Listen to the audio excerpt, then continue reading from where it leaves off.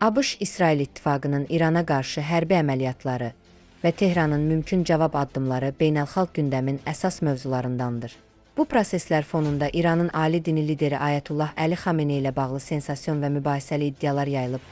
Lentazın xarici mediaya istinadən verdiyi məlumata görə İsrailli insan haqları fəalı David Keyes Xameneinin ölümü ilə bağlı diqqət çəkən açıqlama verib.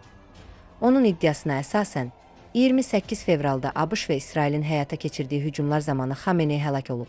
Rəsmi Tehran tərəfindən bu məlumatla bağlı açıq və təsdiqlənmiş bəyanat verilməyib. Keyes daha da irəli gedərək iddia edib ki, Xameneinin barmağındakı üzüyə dinləmə cihazı yerləşdirilib və bu əməliyyatın güya İsrailin kəşfiyyat xidməti Mossad tərəfindən həyata keçirildiyini bildirib. Onun sözlərinə görə bu əməliyyatı həyata keçirən şəxsin adı Şama Hakol olub və həmin şəxs böyük riskə gedib.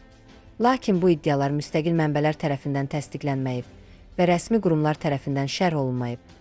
Digər tərəfdən Fars xəbər agentliyi İran İnqilab Keşikçiləri Korpusuna yaxın mənbəyə istinadən bildirib ki, hücumlar nəticəsində Xameneinin ailə üzvlərindən bəziləri həyatını itirib.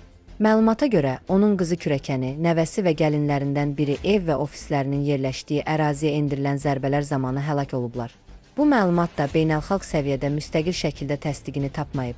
Qeyd edək ki, Əli Xamenei 1939-cu il 19 apreldə İranın Məşhəd şəhərində anadan olub. Atası Ayətullah Cavad Xamenei Azərbaycan əsilli ruhani idi və ailəsi İranın Azərbaycan Türk icmasına mənsubdur. Xamenei Ayətullah Ruhullah Xomeyninin yaxın silahdaşlarından biri olub. 1979-cu il inqilabından sonra yeni siyasi sistemin qurulmasında mühüm rol oynayıb. Müxtəlif yüksək vəzifələrdə çalışıb və 2 müddət İran prezidenti olub. 1989-cu ildən etibarən isə İranın ali rəhbəri vəzifəsini icra edib. Hazırda səsləndirilən iddialar regionda onsuz da gərgin olan vəziyyəti daha da mürəkkəbləşdirir.